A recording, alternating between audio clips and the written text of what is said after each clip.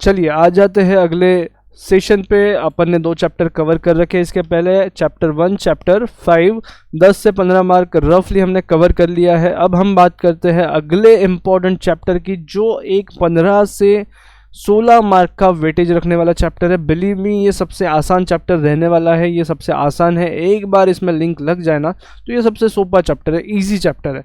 चलो इसमें मैं आपको पहले हिंट दे दूँ क्या क्या पढ़ना चाहिए, कैसे पढ़ना चाहिए, वो आपको समझा दूँ, फिर ये आपको ऑटोमेटिकली समझ में आ जाएगा। तो ध्यान दीजिए, चैप्टर 2 जो है वो है आपका डिमांड, लास्ट यूनिट है उसका सप्लाई, और इन बिटवीन है कंज्यूमर बिहेवियर। तो ये कंटेंट है इस चैप्टर का। तो यहाँ पे मेरा एम्फेसिस रहेगा कि भाई डिमांड आप अच्छे से पढ़ो, ये वाला जो यूनिट है इसको अच्छे से पढ़ ले। ये जो सप्लाई वाला पार्ट है इसको पढ़ने के लिए पहला पार्ट जो है आपका पार्ट ए, वो अच्छे से पढ़ो। यही पार्ट में सब चीज़ें अनफोल्ड हो जाती है। वो पार्ट अगर आपने अच्छे से पढ़ लिया, डिमांड वाला पार्ट अगर आपने अच्छे से पढ़ लिया, डिमांड वाला पार्ट अगर आपने अच्छे से पढ़ लिया, हो जाएगा, काफ़ी सारी चीज़ें अच्छे से हो जाएंगी। मतलब डिमांड वाला पार्ट ही पढ़ने की ज़रूरत है, सप्लाई वाला ऑटोमेटिकली अनफोल्ड हो जाएगा। ये कंसेप्ट भी अपने आप समझ में आ जाएंगे। तो मेरा फोकस पहले आज इस चीज़ पे है कि आपको इस वाले पार्ट की सारी चीज़ें समझा दी जाए। चलिए कंटेंट, मॉड्यूल वाइज कंटेंट कैसा कैसा लिंक्ड है वो आपको बता दूं। मॉड्यूल वाइज कंटेंट कैसा कैसा लिंक्ड है, हम कितने एरियाज एक्सप्लोर करने वाले हैं उसका पहले आपको आइडिया दे दिया जाए, और फिर हम पढ़ते हैं क्या कंटेंट है। तो चलिए आइडिया देखना है क्या क्या है। तो भाई पहले देखो, एक काम करते हैं, हम side by side page use कर लेते हैं। 2 पेज यूज़ कर लेंगे तो थोड़ा अच्छा रहेगा।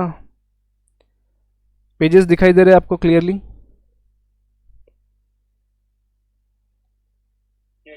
देखो पहले मैं पढ़ाने वाला हूँ आपको मीनिंग ऑफ डिमांड। डिमांड का मीनिंग क्या है, मतलब क्या है, वो हम समझ लेंगे। फिर लॉ ऑफ डिमांड पढ़ेंगे। लॉ ऑफ डिमांड किसने दिया है? लॉ ऑफ डिमांड पढ़ लीजिए। सर अल्फ्रेड मार्शल ने दिया है। सर बोलने का बेटा, सर। बहुत बड़े अपने से वो, और तुम्हारे दर्द की वजह भी वही है, इकोनॉमिक्स का जो दर्द है, मैं हमेशा बोलता हूँ वैसे। ठीक है, उसके बाद में इसके रैशनलिस्ट,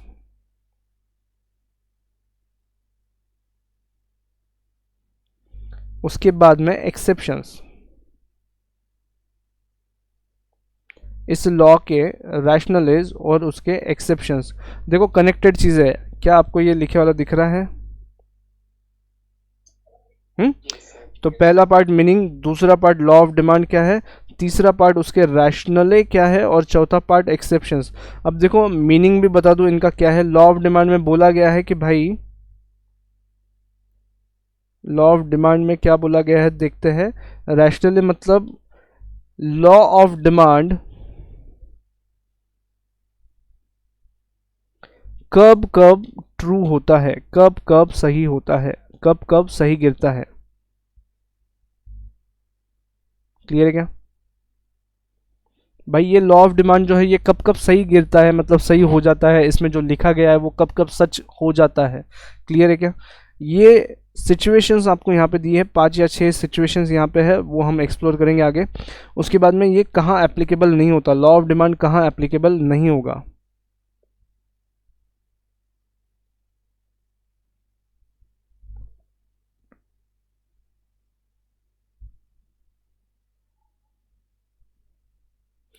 किन सिचुएशंस में ये लॉ बिल्कुल वर्क नहीं करता, ये वाला चीज़ हम यहाँ पे देखने वाले हैं। क्लियर है क्या? अब समझ लेते हैं मीनिंग और लॉ ऑफ डिमांड, फिर रैशनल है, फिर एक्सेप्शन, उसके बाद में फैक्टर्स अफेक्टिंग डिमांड। यहाँ पे आ जाएंगे हम, यहाँ से आगे का पोर्शन रहेगा फैक्टर्स अफेक्टिंग डिमांड। 2 चीज़ें यहाँ पे कवर करेंगे एक लाइन में हम। क्या क्या है देखते चलो भला, क्या देखते अपन गेस वर्क कर पा रहे हो क्या, आप लोग सही गेस वर्क कर पा रहे हो क्या? देखो इसके बाद वाला पोर्शन क्या रहेगा मेरा, डिमांड फंक्शन है क्या? देखो, और डिमांड फंक्शन में जो चीज़ें हैं वही आपके बन जाते हैं फैक्टर्स अफेक्टिंग डिमांड। मतलब डिमांड पे किन किन चीज़ों का प्रभाव गिरता है, किस चीज़ की वजह से डिमांड चेंज होता है, वो सब चीज़ें हम यहाँ पे पढ़ने वाले हैं। उसमें पहला चीज़ क्या है भाई?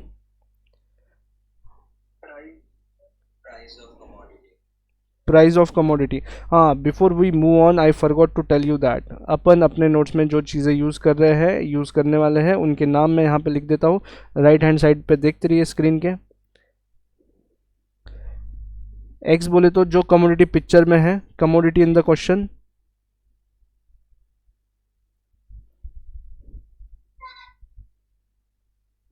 फिर ये price of the commodity in the question. उसके बाद में क्यू एक्स मतलब, ये जिन लोगों को नहीं पता मैं लिखवा के दे रहा हूँ। फिर ये शेप जब मैं यूज़ कर रहा हूँ तो ये रिलेशनशिप को डिस्क्राइब करने के लिए, रिलेशनशिप के लिए। फिर ये जो एरो है ये अपवर्ड साइड के मूवमेंट के लिए। फिर ये वाला डाउनवर्ड साइड के मूवमेंट के लिए। क्लियर है? लड़की लोग जितने लोग अटेंड कर रहे हो बेटा, घर पे कोई इशू तो नहीं है? इतना लेट क्लास चल रहा है आपका? नहीं सर, कुछ नहीं है। पक्का? ऑल राइट, नहीं सर, कोई प्रॉब्लम नहीं। All right, great. चलिए अब बात करते हैं आगे। इसके बाद और क्या क्या चीज़ें हैं अपने लिए? Substitute, complement. हाँ, तो यहाँ पे हम बात करते हैं, एस लिखा है, पी एस अगर लिखा है तो ये क्या है? Price of substitute.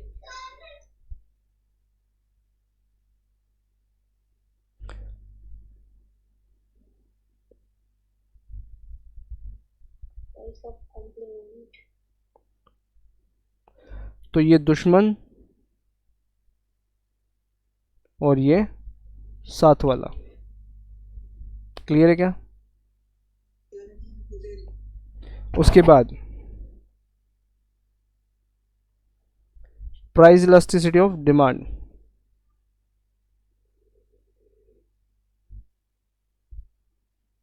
दिखाई दे रहा है लिखे वाला अच्छे से? आगे यस सर।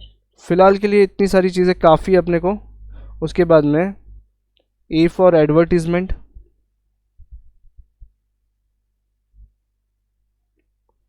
उसके बाद में I for income, change. Delta बोले तो चेंज, यहाँ पे लिख लेते, ऊपर लिख रहा हूँ मैं, डेल्टा बोले तो चेंज। डन। इतना काफ़ी अपने लिए, ये सब जो चीज़ लिखा है इतना काफ़ी है चैप्टर को शुरू करने के लिए। ठीक है, चलो अब फैक्टर्स अफेक्टिंग डिमांड और ये सब चीज़ें पढ़ लेते हैं। अभी फटाफट से हम लोग क्या करते हैं, डिमांड का मीनिंग समझ लेते हैं। डिमांड का मीनिंग आप लोगों ने कई बार पढ़ा है और आपको पता भी है क्या है डिमांड का मीनिंग।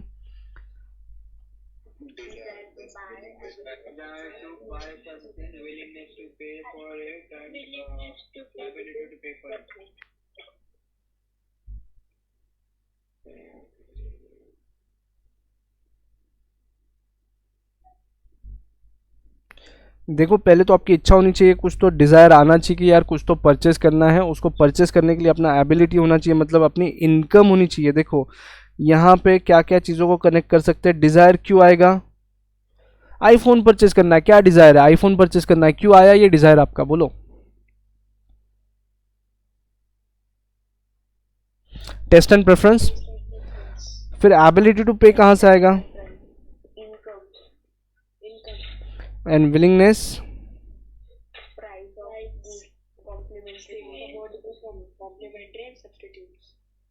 क्लियर है क्या? ये चीज़ें अफेक्ट करने वाली है। मतलब ये डिमांड का जो फंक्शन है, डिज़ायर टू बाय, डिमांड का मीनिंग जो दिया है देखो, desire to buy, ability to pay, मतलब इनकम होना चाहिए आपका उतना, और इनकम होने के बावजूद भी पे करने की इच्छा होनी चाहिए। अगर ये तीनों एक साथ होते हैं तो उसको डिमांड कहा जाएगा।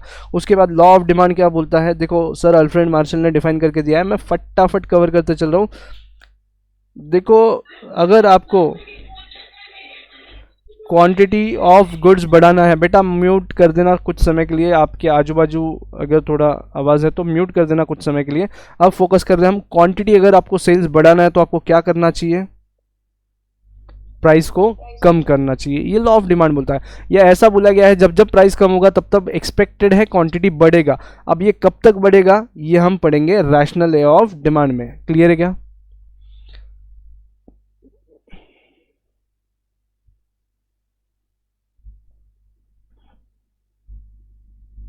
दोनों का पॉइंट समझा क्या? ये पॉइंट समझ में आया क्या? जो चीज़ लिखी है side by side, P X कम होने से मतलब प्राइस कम होने से क्वांटिटी बढ़ेगा, लेकिन कब तक बढ़ता रहेगा? देखो लॉ ऑफ डिमांड बोलता है प्राइस क्वांटिटी बढ़ेगा, लॉ ऑफ डिमांड बोलता है प्राइस के कम होने से क्वांटिटी बढ़ेगा, लेकिन कब तक? ये रैशनली में पढ़ेंगे। तो यहाँ पे M U X has become equal to P X, तब तक बढ़ता रहेगा। देखो एक बार चेक करो भला ऐसा ही लिखा है क्या, इक्विलिब्रियम में आ गया क्या? देखो एक बार चेक करो, मॉड्यूल चेक करो फटाफट से, कंज्यूमर इक्विलिब्रियम में आ गया क्या? वो जब तक इक्विलिब्रियम में नहीं आता, मतलब सेटिस्फाई नहीं हो जाता, तब तक वो ये करता रहेगा। क्लियर है क्या? राइट है क्या? अपना चीज़ देखो,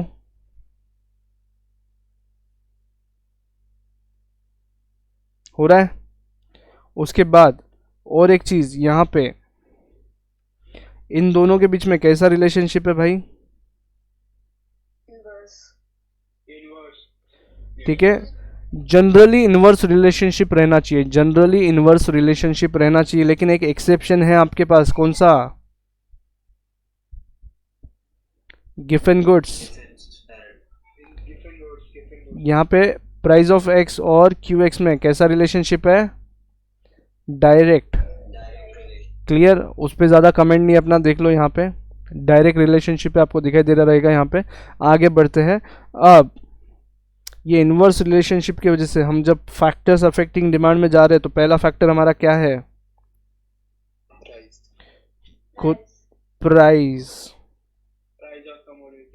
ठीक है, अब फैक्टर्स अफेक्टिंग डिमांड में आपने पहला रीजन मेरे को बताया प्राइस, उसके बाद में दूसरा रीजन क्या है?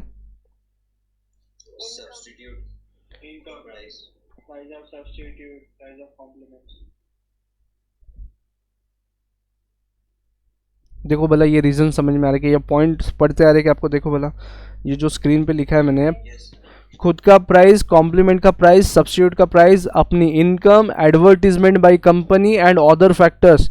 क्या ये फैक्टर्स अफेक्टिंग डिमांड है? क्या ये फैक्टर्स अफेक्टिंग डिमांड है?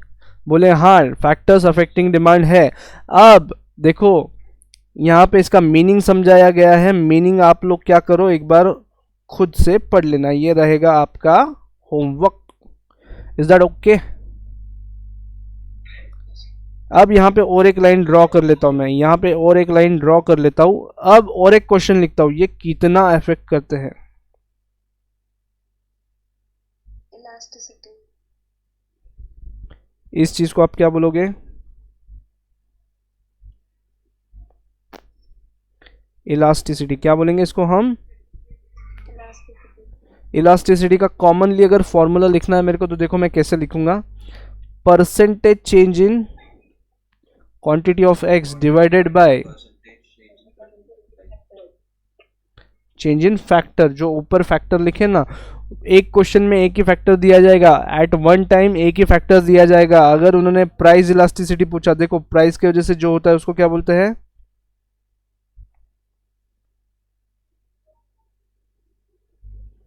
Price elasticity. प्राइस की वजह से जो इफेक्ट हो रहा है उसको क्या बोलेंगे? प्राइस इलास्टिसिटी बोलेंगे, बराबर। उसके बाद में ये दो चीज जो है इसको क्या बोलेंगे? Cross price elasticity. क्वांटिटी किसकी है? एक्स की, और प्राइस किसकी? या तो कॉम्प्लीमेंट की या तो सब्स्टिट्यूट की, बराबर है क्या? Yes, sir. तो इसको बोलेंगे क्रॉस प्राइस इलास्टिसिटी। फिर इनकम की इलास्टिसिटी जब कैलकुलेट करोगे तो उसको क्या बोलेंगे? Arc elasticity. ओए गुड मॉर्निंग। इनकम की इलास्टिसिटी जब कैलकुलेट करेंगे तो उसको इनकम इलास्टिसिटी बोलेंगे। Yes, sir. फिर एडवर्टीजमेंट इलास्टिसिटी।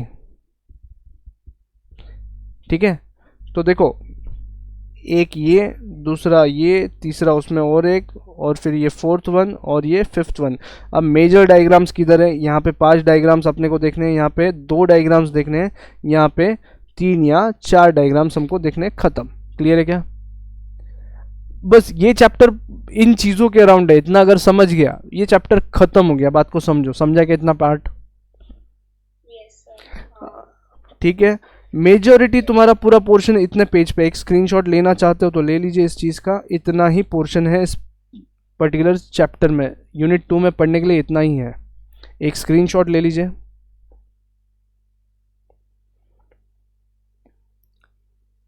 चले आगे। अब देखो प्राइस इलास्टिसिटी का जब भी आंसर आएगा, प्राइस इलास्टिसिटी का जब भी आंसर आएगा वो कैसा आएगा? नेगेटिव आएगा, नेगेटिव, लेकिन लिखेंगे क्या? पॉजिटिव।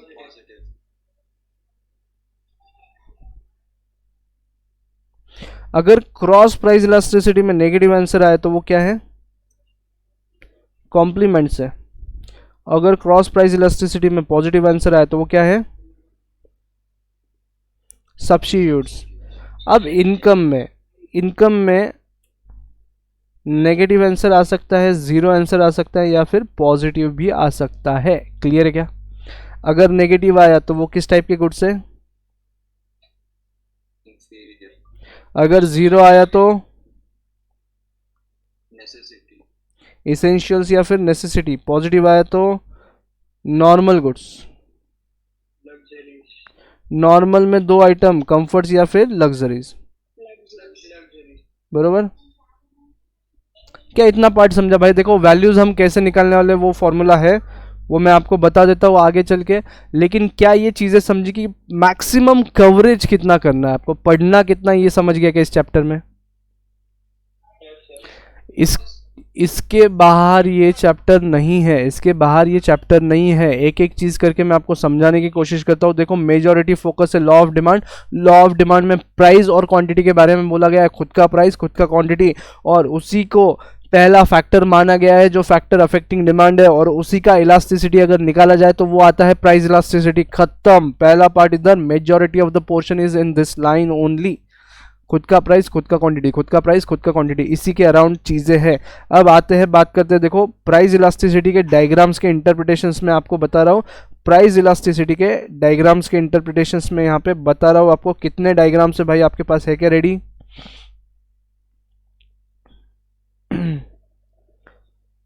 प्राइस इलास्टिसिटी के डायग्राम्स है क्या आपके पास भाई लोग, बहन लोग? तो देखो टाइमलाइन की अगर बात करें, अगर यहाँ पे जीरो है तो जीरो के इधर साइड कौन से नंबर्स आएंगे? और इधर पॉजिटिव।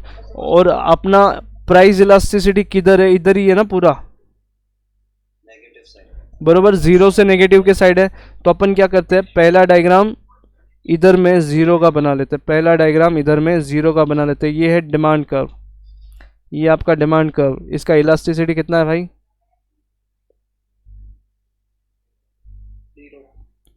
अच्छा, और एक चीज, इकोनॉमिक्स में हर कर्व किधर से किधर जाएगा वो लिख लेते हैं। इकोनॉमिक्स में हर कर्व या हर डायग्राम, नीचे से ऊपर जाए। नहीं रे भाई, लेफ्ट से राइट जाएगा।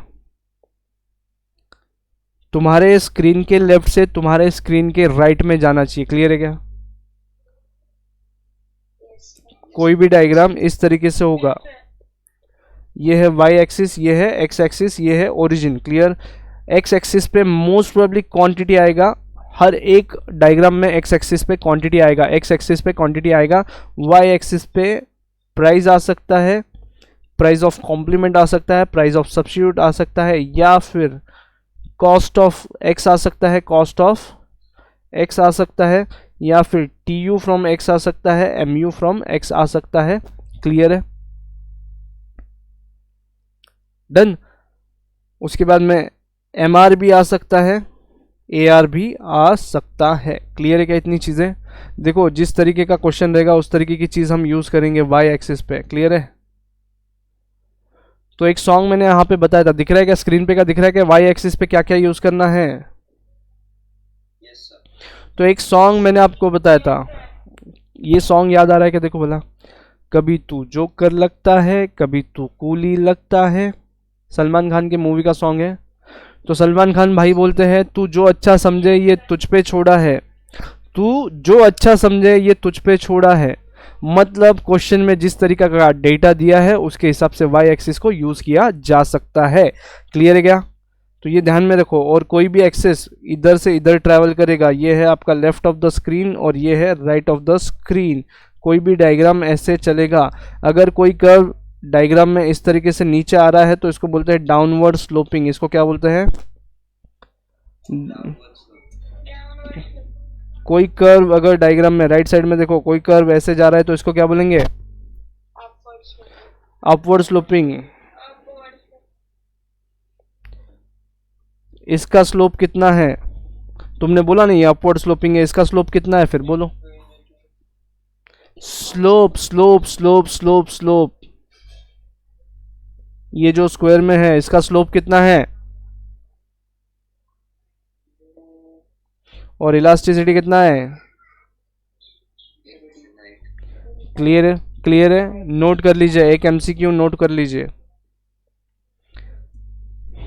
Slope is inverse of elasticity, slope is inverse of elasticity.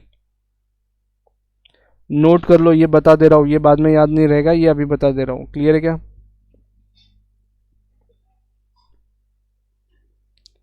फिर इस वाले का स्लोप कितना है भाई? इस वाले का स्लोप कितना है? ये सप्लाई कर्व जो ओरिजिन से जा रहा है इसका स्लोप कितना है?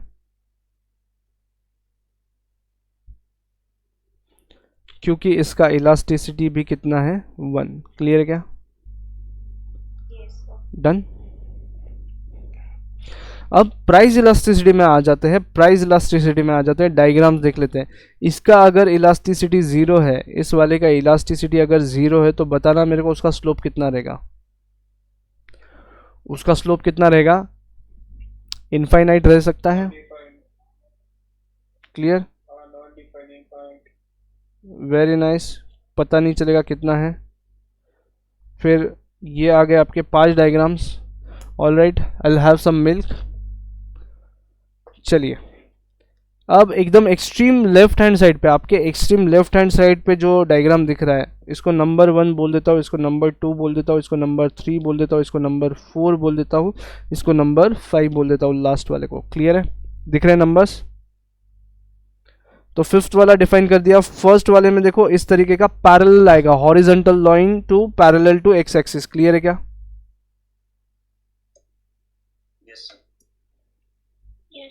इसका इलास्टिसिटी कितना होगा?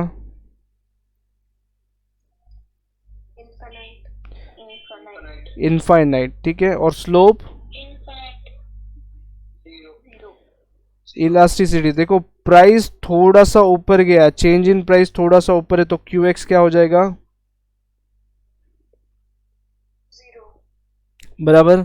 या फिर at same price, same P X, Q X कितना भी। क्लियर? और यही डायग्राम आपको कहां पढ़ने मिलने वाला है?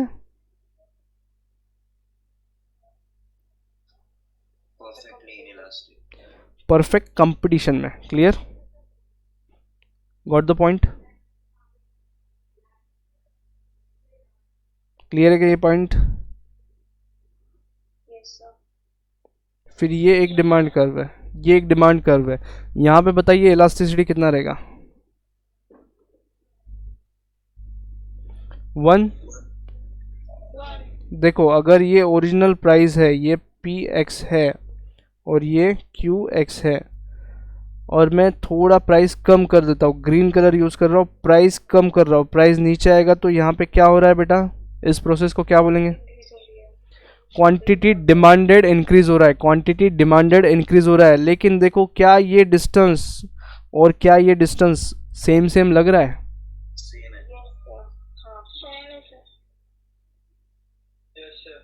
क्लियर है?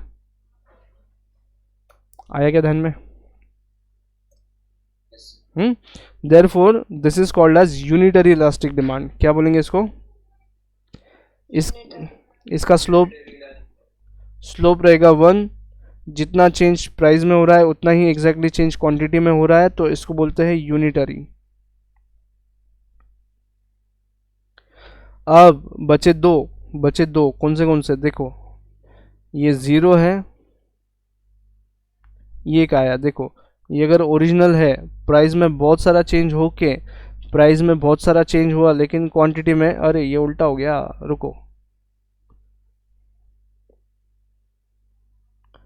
अब देखो इसने y एक्सिस पे बहुत सारा जगह खाया है क्या इस वाले कर्व ने? देखो यस सर। तो ये वाला हो जाएगा लेस इलास्टिक। ये वाला कैसा हो जाएगा? मान लो ये ओरिजिनल पी एक्स है, और ग्रीन कलर से मैं प्राइस कम हुए वाला बता रहा हूँ। देखो इतना प्राइस कम होके ये जो डिस्टेंस है और वर्सेस ये डिस्टेंस, क्या रीडिंग है आपका? Change in P x is more than, QX. तो this is what less elastic. क्या बोलेंगे इसको आप? Less elastic. ऐसी जगह प्राइस कम करके कुछ फायदा है क्या? No.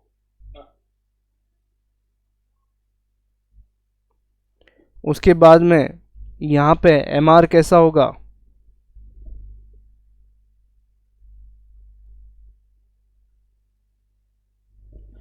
एम आर नेगेटिव होगा। प्राइस कम करने से एम आर नेगेटिव आएगा। अब ये क्वेश्चन आएगा सर चैप्टर 4.1 में, क्लियर है क्या?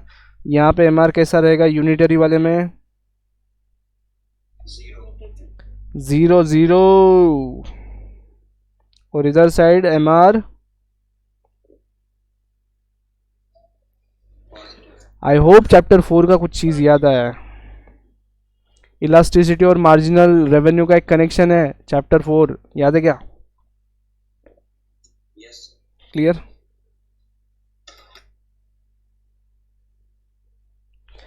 बचा एक डायग्राम अभी। यहाँ पे रीडिंग कैसा होगा? वाई एक्सिस पे कम जगह है और एक्स एक्सिस पे ज़्यादा जगह लिया है, और ये ब्लैक कलर का जो है ये ओरिजिनल है। ग्रीन कलर से प्राइस डिक्रीज बता रहा हूँ, थोड़ा सा प्राइस डिक्रीज हुआ लेकिन क्वांटिटी बहुत सारा बढ़ गया। क्लियर है क्या? तो change in P x is less than change in Q x. Clear? Slope is more than 1, slope greater than 1, और elasticity, sorry mistake, my mistake, यहाँ पे slope is less than 1 and elasticity is greater than 1। Clear है? ये 5 diagram में आप किसी को doubt है क्या? देखो भला, पहले कितने लोगों को तकलीफ गया था इस डायग्राम्स में, ये सब चीज़ों में इतना कनेक्शन है। देखो चैप्टर 4.1 तक। अब क्लियर है क्या भाई? वरद, यश, ऋषिकेश, अब क्लियर है चीज़ें? चलो ग्रेट। अब मेरे को एक बात बताना, अगर ये इलास्टिसिटी 0 है तो ये किस टाइप के गुड्स रह सकते हैं? टाइप्स ऑफ गुड्स कौन से रहेंगे? Necessities.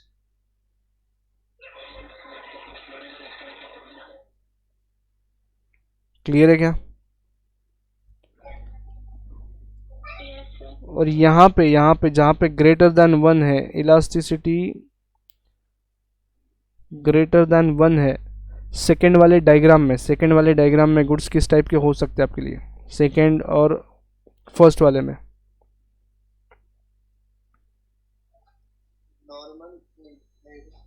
नॉर्मल में लग्जरी, Prestige goods. Normal है. नॉर्मल में लग्जरी। क्लियर है? इलास्टिसिटी 1 से ज़्यादा है। Luxury. यूनिटरी में आप ले सकते हो कंफर्टेबल्स। ठीक है? क्लियर है कि यहाँ तक? Sir, Prestige भी same ही रहते हैं. Yes yes yes. देख भाई, लग्जरी यूज़ करेगा तो तेरा प्रेस्टीज दिख के आएगा ना। Why you use luxury? कुछ तो दिखावा करना है तुमको, प्रेस्टीज दिखाना है ना। See I can use a Bentley, 4 wheeler में बेंटली आई कैन यूज, तो मेरा प्रेस्टीज दिख के आएगा, राइट? Yes, sir. वैसे तो मारुति 800 में भी काम हो जाएगा, लेकिन फिर भी दिखावा करना है हमको। क्लियर है? ये रहा price elasticity. Second part income elasticity. Second part कौन सा लेंगे हम? यहाँ पे एक बात लिखवा दूँ आपको, डायग्राम्स मॉड्यूल में है क्या? देखा मिला sir. No, sir.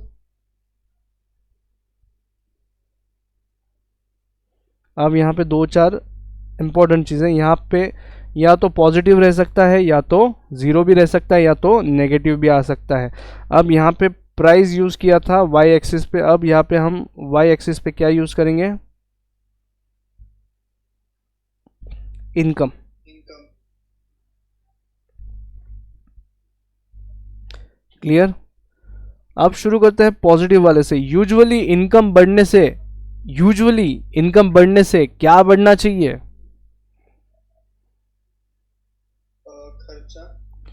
खर्चा बढ़ेगा इसका मतलब क्या बढ़ेगा भाई? खर्चा बढ़ेगा इसका मतलब क्या बढ़ेगा? अभी तुमने बिजनेस साइकिल पढ़ा ना? डिमांड बढ़ेगा। एक्सपेंसेस बढ़ेगा, उसकी वजह से डिमांड भी बढ़ेगा। क्लियर है? होना चाहिए ना ऐसा? तो there should be what kind of relationship between Q X and I? Direct. कब नॉर्मली। तो चलो नॉर्मल वाले का डायग्राम बता दूं। देखो, अगर इनकम बढ़ते जा रहा है, आपका इनकम बढ़ते जा रहा है, I1 QX1 इनकम बढ़ते जा रहा है, ऊपर गया इनकम, I2 हो गया तो QX2 हो जाएगा। क्लियर है क्या? ये डायग्राम समझा के देखो, ये नॉर्मल डायग्राम है।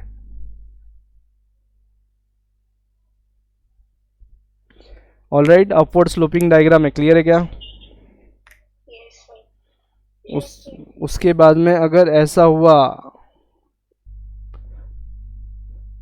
1 2 3 नंबरिंग दे देते हैं, तो सेकंड नंबर देखो, सेकंड नंबर पे इनकम कितना भी बड़ा, मान लो पहले इनकम इतना था, I1 इतना था, I2 इतना हो गया, तो क्या क्वांटिटी चेंज हुआ?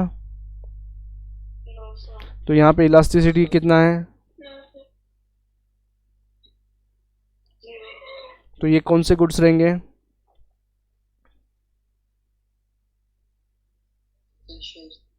देखो, इसेंशियल्स में प्राइस इलास्टिसिटी और इनकम इलास्टिसिटी सेम है क्या इसेंशियल्स के लिए? Yes sir. क्लियर? और डायग्राम भी दोनों का सेम है, डायग्राम भी दोनों का सेम है। क्लियर है क्या? थक गए? No sir. लग रहा है श्रीनिधि, लग रहा है? नहीं सर। नहीं? चलो गुड। बचा एक डायग्राम, काय का रहेगा बताओ भला? गिफ्ट एंड गुड्स वाला सर। गिफ्ट एंड गुड्स वाला। तो पहले मैं आपको सिर्फ इन्फीरियर गुड्स का निकाल के देता हूँ। बैकवर्ड बेंडिंग है, लेकिन उसमें का सिर्फ अपर वाला पोर्शन अपन निकाल लेते हैं। पहले सिर्फ अपर वाला पोर्शन निकाल लेते हैं। देखो,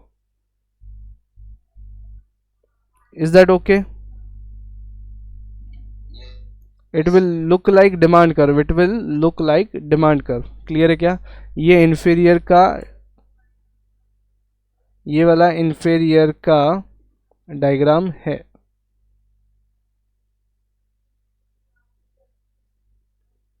और इसका एडवांस वर्जन कहाँ पे है?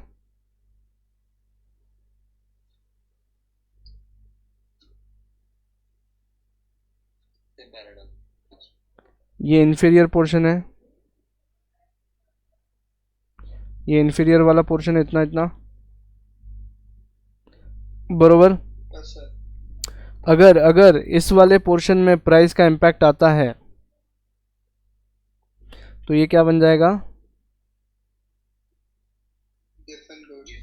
That's it, done. क्लियर है क्या? हो गया? टाइप्स ऑफ डायग्राम्स हो गए क्या? टाइप्स ऑफ डायग्राम्स हो गए। एक काम करिए, एक क्वेश्चन ले लीजिए इलास्टिसिटी सॉल्व करने का, या अलग से एक वीडियो दे दूं आपको इलास्टिसिटी सॉल्व करने के लिए। जो इलास्टिसिटी के क्वेश्चन है वो सॉल्व करने के लिए एक अलग से वीडियो दे देता हूँ। ये मीटिंग खत्म होने के बाद 5-10 मिनट में आपको वो वीडियो मिल जाएगा। ठीक है? ये क्लियर है कि देख लो, अब मेजॉरिटी ऑफ द पोर्शन तुमने कवर कर लिया। यूनिट 1 का majority of the portion cover कर लिया। देखो एक बार फटाफट नजर घुमाओ बोला तुम्हारे यूनिट्स पे, फटाफट नजर घुमाओ। I will be having a break, फटाफट नजर घुमाओ। चीज़ें अगर आपको मिल रही है ये सब करने के बाद, तो एक बात बताना, चैप्टर बड़ा है कि छोटा है? अगर इस तरीके से किया जाए तो कितना बड़ा चैप्टर है बताओ मेरे को। छोटा है कि बड़ा है? बोलो। छोटा है। क्लियर है? सिर्फ एक बार जो सामने आपके दिख रहा है ना, इतना लिंकेज समझ लो, बस ये लिंकेज समझ लो। चैप्टर काफ़ी छोटा हो जाता है, कुछ भी नहीं बचता उसमें, फालतू में उसका बाऊ बनाने का नहीं। Chapter 2 demand and supply.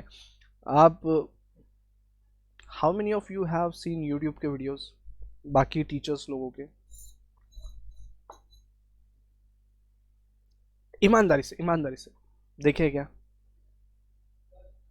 भाई? जब समझ में नहीं आ रहा है तो किसी ने कोशिश किया कि देखने की? नहीं। नहीं सर। नहीं? नहीं सर। चलो ऑल राइट। नहीं सर। चलो सुन के अच्छा लगा अगर आपने ऐसा कुछ नहीं देखा है यूट्यूब के वीडियोस वगैरह। लेकिन मैं एक बात बता दूं, क्या होता है जब देखो मेरे को तुम्हारे ज़बान से मेरी तारीफ़ करवा के लेनी है, तो जो आसान चीज़ है उसको मुश्किल करके आपको आसानी से पढ़ाया जाए। पहले आपको डराया जाए कि ये चैप्टर बहुत डेंजरस है, और फिर उसको बहुत ऐसा ताकत लगा के पढ़ाने का, फिर तुमको ये बोलने का कि देखो मैंने कितना मुश्किल चैप्टर आसानी से पढ़ा दिया, आप लोग खुश हो जाते हो। क्लियर है क्या? बट वैसा आई एम टेलिंग यू कि ऐसा कुछ भी नहीं है, चैप्टर काफ़ी आसान है, जो चीज़ आसान है वो आसान ही है भाई। क्लियर है क्या? ये मेरा सिंपल सा फंडा है। तो आपके सामने ये रियलिटी रख रहा हूँ, ऐसा कुछ नहीं है कि भाई फेक है या कट शॉट मारा है। ये चैप्टर इतना ही है जो आपके स्क्रीन पे दिखाई दे रहा है, इतना अगर आ जाता है आपको तो टेंशन ही नहीं बचता है। क्लियर है क्या? अब इसको क्या करना, आप कल सुबह के सेशन में इतना रिवाइज करना, एक बार देखना कुछ डिफिकल्टी आ रही है क्या, तो 11 बजे के सेशन में आप पूछ सकते हो। क्लियर है?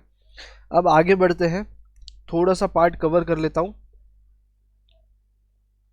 एक जो चीज़ आपको कवर करनी चाहिए, 3 कॉलम का आपको मैंने नोट्स बनाने को बोला था। यहाँ तक क्लियर है क्या भाई लोग, बहन लोग, Yes, sir. भाइयों और बहनों? Yes, sir. Can we continue another 10-15 minutes?